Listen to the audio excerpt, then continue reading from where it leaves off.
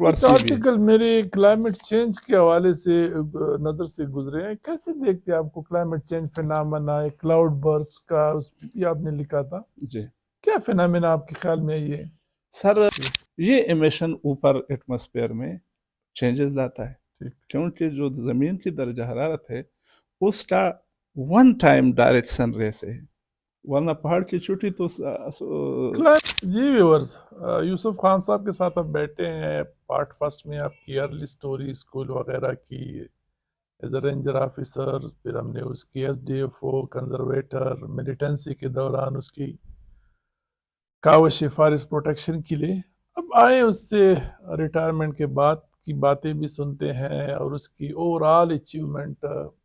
یوسف خان صاحب پورا ایک کیریئر ہے آلموسٹ 3 دہائیوں کا، اس سے بھی زیادہ، جی بالکل 37 سال سر 37 سال آلموسٹ. تو کون سی اچیومنٹ آپ کہتے ہیں when you look back کہ یار یہ میری جو ہے نا سب سے بہترین میری ایک اچیومنٹ تھی اپنی سروس کے دوران؟ یہ دو میں آپ کو 3 اچیومنٹس بتاؤں. پہلے اچیومنٹ یہ تھی کہ جب میں فارسٹ سروس میں آیا تو 2 کلاسز تھی، ایک تھا رینج افسر اور دوسرا تھا اے سی ایف. تو بڑا ڈیفرنس ہوتا تھا. تو یہ ڈیفرنس اتنا ڈیفرنس کہ ایک انگریز تھا وہ جو 47 سے پہلے اور دوسرا انڈین تھا. بالکل آپ کو خود پتہ ہے. تو اللہ نے وہ ڈیفرنس میرے ہاتھوں ختم کیا، اور اب فارسٹ گارڈ ریکروٹ ہوتا ہے ایک ہی، اور وہ اوپر جاتا ہے اپنے ریشو کے حساب سے، جس طرح فارسٹ بنتا ہے، ڈپٹی رینجر بنتا ہے، رینج افسر بنتا ہے. رینج افسر تک 100% وہی آتے ہیں، اور پھر آگے بھی اس ڈی ایف او میں بھی اس کا کوٹا ہے. اور یہ اپنے کیریئر اور کمپیٹنس پہ ایک تو اب جو فارسٹ اسٹرکچر میں بیسک چینجز ہاں، اور دوسرا اب صرف اس ڈی ایف او آتا ہے اور وہ اوپر جاتا ہے اسی ریشو سے وہ چیف کنزرویٹر بنتا ہے. تو ایک یہ ایسی لینڈ مارک اچیومنٹ ہے جو میں اس کو وہ کر سکتا ہوں. دوسرا سائنٹیفک مینجمنٹ کی ریسٹوریشن. یہ میری وہ تھی کہ سائنٹیفک مینجمنٹ کبھی بند نہیں ہو سکتا، یہ آپ پارسانڈرنس کو سٹاپ کرتے ہو. یہ جس نے اور جو یہ این جی اوز نے، یہ لیگلی بند نہیں تھا. یہ ہمارے جو میڈیا ہے اور سوشل میڈیا جس طرح کہتے ہیں کہ ایک درخت کہیں کٹا ہوتا ہے تو کہتے ہیں کہ وہ عرب ٹری لگایا ہے لیکن ادھر درخت کٹا ہے. آپ کو پتہ ہے کہ 10 درخت اگر آپ لگاتے ہو نئے تو آپ نے ایک درخت کاٹنا ہوتا ہے. اگر آپ ایک درخت نہ کاٹے تو آپ 10 درخت لگاتی کسی پرپس کے لیے، ایک نہ ایک دن تو آپ نے کاٹ دیا. تو اگر آپ نے ایک ارب درخت لگائے ہیں تو آپ انٹائٹل ہیں کہ آپ کو پروپورشنیٹ کاٹے بھی، کیونکہ یہ تو فائدے کی چیز ہے. ابھی تو یہ بات آئی ہے کہ آپ کاربن سیکویسٹر تب کر سکتے ہیں جب آپ اس کو سٹور بھی کریں. آتے ہیں اس کی طرف آتے ہیں. آپ تیسری اچیومنٹ بتائیں. تو سر ایک تو یہ سائنٹیفک مینجمنٹ کی جو ریسٹوریشن ہے یہ میری ہے. تیسری میں لکھتا ہوں، میرے کوئی 10-12 آرٹیکل پبلش ہوئے ہیں اور 8 تک تو ہلال میں پبلش ہوتے ہیں جو بڑے بڑے لوگوں کی نظر سے گزرتے ہیں. تو اس میں یہ جو ہائیڈل پاور پہ واپس لانے والا کریڈٹ ہے جو بڑے بڑے ابھی پروجیکٹ چل رہے ہیں، اس کے لیے میں نے 2012 میں ایک ریٹ بھی پشاور ہائی کورٹ میں کیا تھا جو 17 میں ڈیسائیڈ ہو گیا. ذرا ہمارے ویور کے ساتھ شیئر کرنا کیا تھا یہ آپ کے جو آئیڈل اور فارسٹ نیکسس، اس پہ کیا؟ اسی میں میرے یہ تمغہ امتیاز میں بھی اس چیز کا ذکر ہے کہ اس کی ہائیڈل پہ بہت زیادہ وہ ہے. ہائیڈل میں جب چھترال ٹرانسفر ہوا تو ان دنوں یہ آئی پی پیز کی جو چیز تھی یہ فائنل ہو گئی. تو میں تو تھا فارسٹر، لیکن آپ کو تو پتہ ہے ہم واٹر شیڈ پڑھتے ہیں. بالکل. تو واٹر شیڈ سے مجھے واٹر کی وہ تھی، تو میں نے وہاں پانی کی اس پر جو چترال ریور ہے اس پر ریسرچ شروع کیا کہ یہ کتنا جاتا ہے، کتنا اوپر آتا ہے، اس کی کیا گریڈینٹ ہے، اس کی یہ چیزیں ہیں. تو پہلا لیٹر میں نے اس وقت جو چیف تھا وابڈا چیف ذوالفقار علی خان صاحب اس کو لکھا، اور وہ مجھے موٹیویشن اس سے ملی کہ 4 وزرائے اعلیٰ اس بات پہ آئے تھے کہ انہوں نے لواری کے اوپر چترال کو ڈاؤن سے بجلی لے لی تھی اور اس کے کریڈٹ یہ لے رہے تھے کہ ہم نے بہت بڑا کام کیا ہے، لواری پر ہم نے بجلی کراس کیا. اچھا تو میں نے اس پہ لکھا الٹے بانس بریلی کو. اگلے سال وہ سب جو چمبے تھے وہ لواری میں زمین بوس ہو گئی. صرف وہ گرمی کے کچھ دنوں کو بجلی آ گئی اور پھر بجلی کا نام و نشان نہیں تھا. تو سر میں نے پہلا کام یہ کیا کہ رسوات پہ لکھا کہ ادھر اس دریا میں 1000 میگا واٹ پوٹینشل ہے. اور آپ حیران ہوں گے کہ جب میں وہاں دروش میں تھا یا چترال میں تو دونوں جگہ ڈیزل کے جنریٹر تھے. دونوں جگہ چترال میں بھی ڈیزل جنریٹر تھا اور وہ ایئرپورٹ سے آگے جو چترال کی اپنی سپلائی تھی وہ بھی ڈیزل سے تھی. اور آپ حیران ہوں گے چترال کو ڈیزل کتنا سبسیڈائز جاتا ہے اور ڈیزل کے جنریٹر تھے. تو میں نے اس چیز کو ہائی لائٹ کیا اور کہ یہ دیکھو الٹے بانس بریلی یہاں چترال میں تو خود کتنی بجلی بنتی. تو پہلا گولڈن رول والا چیز شروع ہو گیا. گولڈن گول کب ہوا تھا؟ یہ سر 2001 میں اس کی وہ شروع ہوئی. لیکن آپ کو پتہ ہے کہ آئی پی پی ایس کے ساتھ ایگریمنٹ میں کچھ ایسے شقیں تھی کہ ہم ہائیڈل نہیں بنا سکتے تھے. اچھا تو وہ 2025 تک ہم پر کمپلشن تھی کہ ہم ہائیڈل کی وہ نہیں کر سکتے. اس لیے آپ کو یہ دیکھیں کہ جتنے بھی ہائیڈل پروجیکٹ ہے وہ آزاد کشمیر میں بنے ہیں. اور یہاں تک کہ کنہار کی پانی مظفر آباد کی طرف موڑ کے وہاں پاور ہاؤس بنائے ہیں.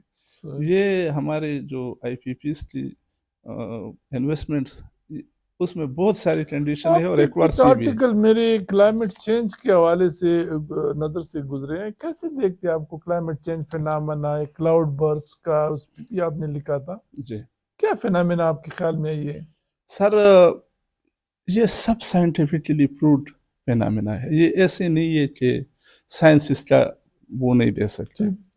اور آج کل تو سائنس بہت ایڈوانس ہے. کلائمیٹ چینج انسان ہی کی وجہ سے ہوا ہے اور یہ قرآن مجید میں ہے کہ جو زمین پر بھی تبدیلی لاتا ہے یا سمندروں پر بھی یہ انسان کی ڈیل ہے. اللہ تعالیٰ کے جو نیچرل لاز ہے اس میں کوئی فلیکسیبلٹی 1 سیکنڈ کی نہیں ہے. اس کی جو ہم اپنے لا بناتے ہیں اس میں ہماری مرضی کے ہم چینجز کر سکتے ہیں اپنے اس کے لیے.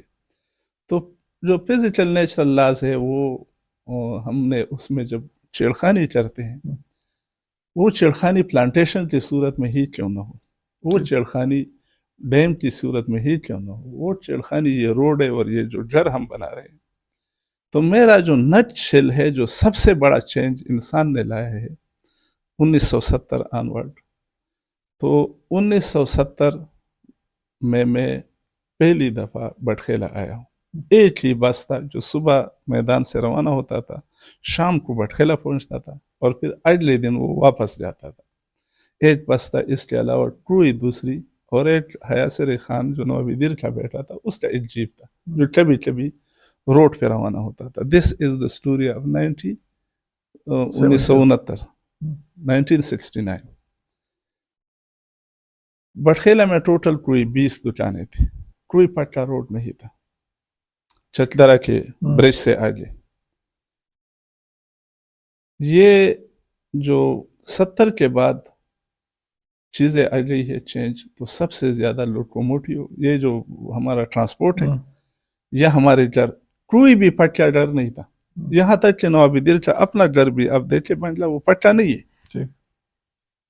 وہ چادر اس کے ہیں اور چادر بقایا لوگوں کے لیے ممنوع تھی. صرف اس کے گھر پہ چادر ایسا چیز ہے جو ریفلیکٹ کرتا ہے اور وہ نیچرل. بقایا جو گھر کے چھت تھے وہ مٹی کے تھے تو کہتا اور اس میں فرق نہیں تھا اس کی اس میں. تو اب دیکھیں کہ اس وقت کے بعد ہم نے 100 کلومیٹر اسکوائر کلومیٹر پھٹے گھر بنائے, روڈ بنائے. تو اس سے جو ایمیشن ہوتا ہے یہ ایمیشن اوپر ایٹماسفیئر میں چینجز لاتا ہے, کیونکہ جو زمین کی درجہ حرارت ہے اس کا 1 ٹائم ڈائریکٹ سن رے سے ہے, ورنہ پہاڑ کی چوٹی تو.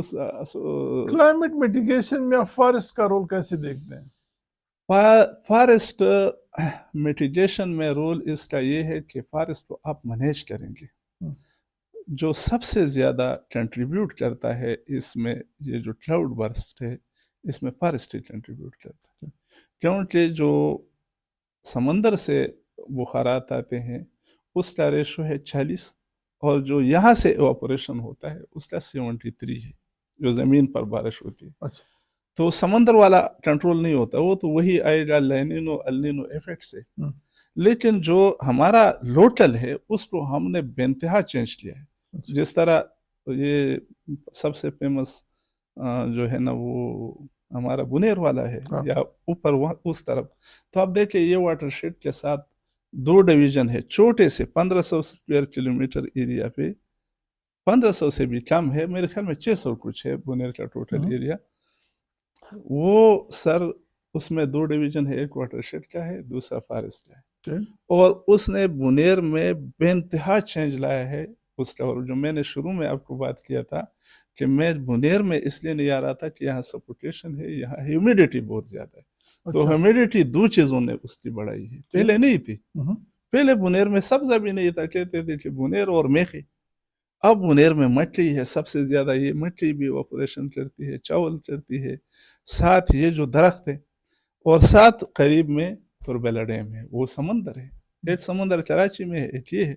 जितने भी ये जो हमारे बात करते हैं तो कहते हैं वहाँ लोकल वो चीज की वजह से ये चीज बन रही है, लोकल वो बन रही है, फेनामेना, लोकल फेनामेना हमारा। तो लोकल फेनामेना इसी ने बनाया है। अच्छा, कि जो हमने वेजिटेशन को चेंज किया और साथ जो हमने पक्के घर और साथ गाड़ियाँ, तो ये जो गाड़ियाँ और ये चीजें नहीं, वो तो बाकी समझ आ गई। वेजिटेशन की जो आप बात करते हैं कि वेजिटेशन ज्यादा होने की वजह से, हाँ, उसने पानी उसने ज्यादा पानी प्रोड्यूस किया। गाँव ये पहाड़ सारी ये जो वो है ये तुरबेला डैम की तो समझ आ गई। तुरबेला डैम और वेजिटेशन उससे ज्यादा करता है। वो तो सिर्फ एवापोरेशन करता है और वेजिटेशन 2 काम में करता है। तो हल आपका आपके ख्याल में क्या सोल्यूशन है इसका? इसका सोल्यूशन ये है कि ये बहुत जबरदस्त किस्म की हमारे लिए अल्लाह ताला ने अपॉर्चुनिटी दी है। अब अपॉर्चुनिटी कैसी दी है? पाकिस्तान एरिड है, इसकी तो ये सिर्फ इस छोटे सी जगह से पानी निकलती है तो बकाया सैराब होता है। झगड़ा हमारे सूबों के बीच किस चीज पर है? पानी पर है। तो ये हमने जितना इवापोरेशन ज्यादा किया है, असल में हमने इस पर एज ए होल जो रेनफॉल है उसको ज्यादा किया है।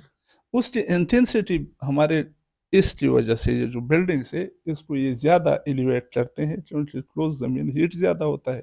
तो ये जो हमारा इवापोरेशन ज्यादा है बहुत हाइट पे जाती है और एकदम से ठंडा हो जाता है। एकदम से ठंडा। और अगर इसके लिए जो रेगुलर मानसून वो आते हैं तो वो इसके नीचे से टकराती है, तो नेगेटिव और पॉजिटिव भी वो उलट हो जाता है, वो गिर जाता है। जिस तरह आप एक टावर को किसी तैयारे से मारते हो, ये दूसरा तैयारा है, यहाँ टावर है ये खुद, तो ये जब बरसते हैं तो टोरेंशियल भी होता है, क्लाउड बर्स्ट भी होता है, और साथ उसका पानी का इंटेंसिटी। तो इसका हल ये है कि ये जो इलाके हैं इसमें घाटियाँ हैं। हम छोटे चेक डैम बना रहे थे।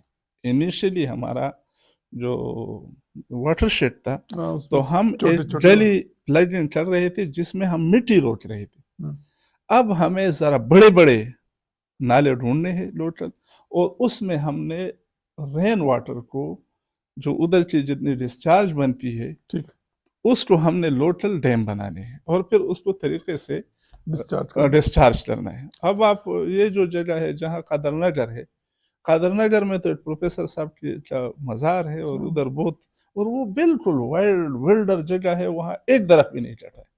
यूसुफ खान साहब क्या कहेंगे अपने नए फॉरेस्टर्स को, जो आपने वो चेंजेस देखी फॉरेस्ट डिपार्टमेंट में, आपने देखी, हमने देखी, पीएफआई कहाँ से कहाँ गई, फॉरेस्ट डिपार्टमेंट कहाँ से, क्या आपका लेसन होगा, एडवाइस होगा? मैं फॉरेस्टरों से ज्यादा लेसन डिसीजन मेकर को एडवाइस दूंगा। अच्छा, कि ये जो चीज़ हमारा अपना नॉलेज यहाँ नहीं वो यूज़ होता, और यहाँ फेसबुक पे जो आदमी बात करता है या वैसे किसी से सुन लिया वो बात कर लेता है और फिर उसी पर ही डिसीजन बनते हैं। तो ये इसलिए होता है कि हमारे जो टॉप पे हर मोहकमे का जो प्रोफेशनल आदमी सेक्रेटरी अभी बना है, क्योंकि पहले चीफ कंजर्वेटर चीफ अकाउंटिंग अफसर था, ये हमारा बीएनडे चीफ कंजर्वेटर के अंडर था। اسی طرح ہر جگہ یہ تھا. اب پرنسپل اکاؤنٹنگ افسر سیکٹری بنا ہے اور سیکٹری نان پروفیشنل ہے, وہ فنڈ ایلوکیشن بھی غلط جگہ پہ کرتا ہے, اس کو تو پتہ ہی نہیں ہے. ساتھ تو جو ڈیسیجن میکر ہے وہ 4 محکموں کے سیکٹریز پروفیشنل لگائے. ایک ایگریکلچر کا جس میں لائف اسٹاک یہ جو تمام چیزیں انوالو ہیں, اور دوسرا فارسٹ کا, وائلڈ لائف کا جو یہ محکمہ ہے. پہلے تو یہ ایک ہی محکمہ تھا اور اس کا مختلف ہو گئی. اور ساتھ جو اہم ترین ہے وہ ہے ہیلتھ, اور ساتھ اس کی جو اہم ترین ہے وہ ہے اریگیشن اور سینڈبلیو. یہ آپ جو کا یہ ہے کہ پروفیشنلز کو انکریج اگر میں اپنے کو کیا کہوں گا, وہ تو لکیر کی فقیر ہے, اس کو کہتے ہیں جو آرڈر ہوتا ہے وہ کرتے ہیں, وہ نالج تو استعمال نہیں کرتے. تو پہلے یہ بات جو میں نے بتائی, اور مجھے اب تو شک پڑ رہا ہے کہ شاید کہ چیف کنزرویٹر کا پوسٹ بھی ان سے چلا جائے, پنجاب میں لیا ہے. تو مجھے پریزنٹ سینیریو میں کوئی ہوپ نظر نہیں آتا. چلے اللہ کرے. ینگ جنریشن کے لیے کیا میسج ہے آپ کا؟ ینگ جنریشن یہ ہے کہ یہ اپنے ملک کی سوچ رکھے, باہر کی چیزیں ان کے ساتھ نہ کرے. اور دوسری یہ کہ ہمارا جو سوچ ہے کہ بھائی پاکستان 5% جنگل ہے تو یہ نہ کاٹے. صوبے کے پی میں تو 26%, اگر پورا کے پی کا ڈیم بھی اور وہ جو سفید پہاڑ ہے اس پر بھی درخت لگائے جائیں تو پاکستان کا فارسٹ ایریا 13% ہو جائے گا. 26% تک یہ جب 20 سے 26 گیا تو اس نے 0.4 ایڈ کیا. اچھا, کیونکہ کے پی کا تمام ایریا پاکستان کے ایریا کا 13%, جس میں دریا ہر چیز انکلوڈیڈ ہے, گاؤں شہر سب, پہاڑ چھوٹی جو ٹری لائن سے ابو ہے. تیسری میری مؤدبانہ درخواست ہوگی ہمارے جو بہت ہی اوپر کی عدالتیں ہیں کہ وہ بس ٹیکنیکل کورٹ میٹرز میں انٹرفیئر نہ کرے. جس طرح ہمارے ایک بہت ہی سینئر وہ تھے, اس نے سیکٹری فارسٹ کے پی شہید اللہ خان کو بلایا, کہا کہ میرا کوئی بچہ گیا تھا اوپر جیل سے پل ملوٹ, اور آپ لوگوں نے بلین ٹری میں درخت کدھر لگائے, وہاں سے پل ملوٹ میں تو اپنے درخت نہیں لگائے. تو مجھے بہت غصہ آیا, لیکن اگلے دن کسی نے وہ کیا تھا اور شہید اللہ خان صاحب کو اچھی وہ ملی تھی, لیکن پہلے دن اس کی چنچاتانی ہوئی تھی. شہید اللہ خان صاحب botanist, he is not forester, but he is near to forester, near ahead to forester. اس کو اس چیز کا پتہ تھا کہ یار یہاں درخت نہیں ہو سکتا. تو یہ شاہد اللہ خان صاحب سے اب خود بھی کسی دن شیئر کریں کہ اب وہاں 10,000 فٹ پہ تو درخت نہیں ہو سکتا. تھینک یو ویری مچ یوسف خان صاحب, بہت ایک انٹرسٹنگ ہے آپ کے پاس, بہت ہی دل تو کرتا ہے کہ لگے رہے, لیکن پھر ہمارے ویورز جو ہے نا ان کی بھی لمیٹیشن ہوتی ہے, اتنا زیادہ ٹائم نہیں ہے آج کل لوگوں کے پاس. So thank you very much جی. Thank you.